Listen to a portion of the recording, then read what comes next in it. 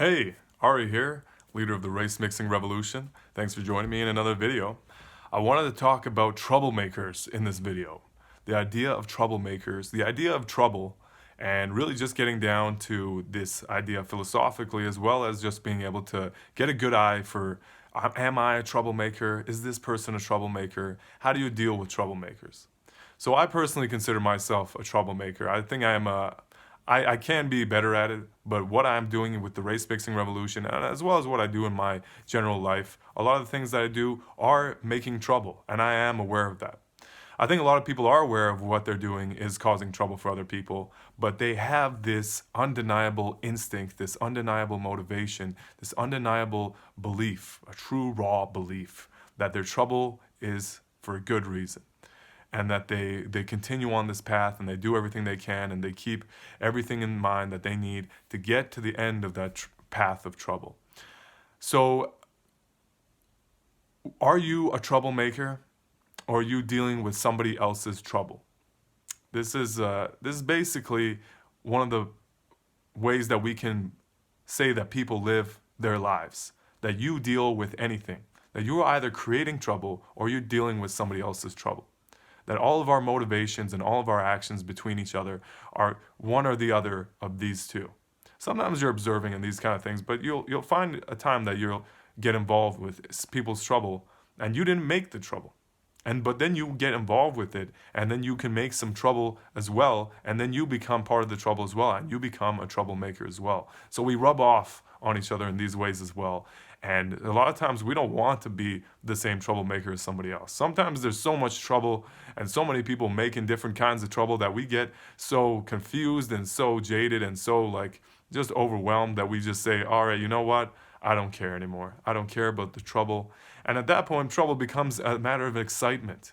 That when something is exciting, it's not exciting to me. Oh, it's exciting to you? Well, it's not exciting to me. It's just degrading to me. It's just boring to me. It's just stressful to me. And I'm not as motivated. I don't see why I should care about this thing or this idea or all of that.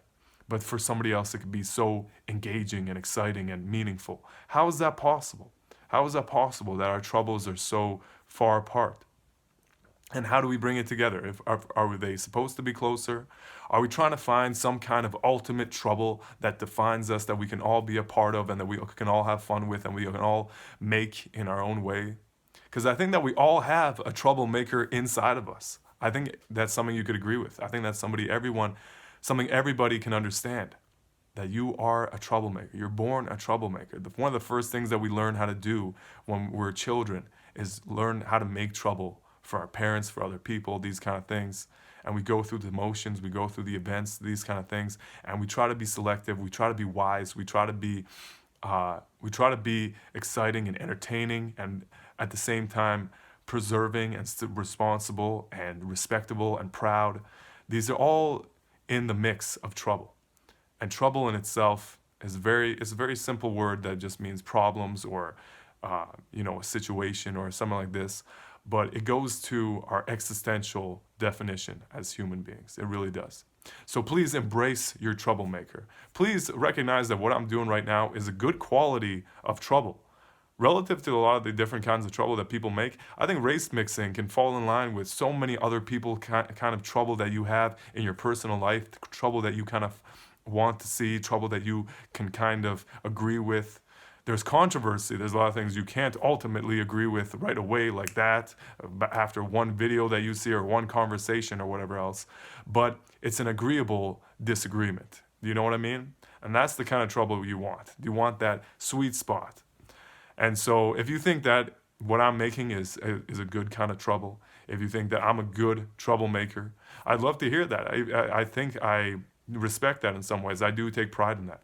And I would love to look at somebody else and say that as well. We are so much more than troublemakers, of course. We are great creators and we're great thinkers and we're creative people and we're artists and we're passionate and we're people of other people and we're very dignified and we're classy and sophisticated, these kind of things. But this playfulness of troublemaking is always going to be part of us. So it's a humbling thing. That's a very, it's a very eye-opening thing. And I hope you can see that in the other people around you. Try to talk to people in with this in mind. Try to talk towards people's sense of troublemaking, because that's a big way that we can build trust for one another when we know that somebody else sees that side of us. That's a very private, intimate, existentially, defining side of us. So when you can actually speak on that in a respectful way, in an agreeable way, you can go with that kind of flow, and you can use a person's words and their sense of trouble, they will respect you. They will trust you. They will show you things that you didn't think you could see from a person, from this person who you would assume would reject you or would assume is just different than you, and these kind of things. I hope that we can learn this in the revolution, in the race mixing revolution, and in the future of humanity. So thanks for watching, and I'll see you next time. Hey, thanks for watching my video.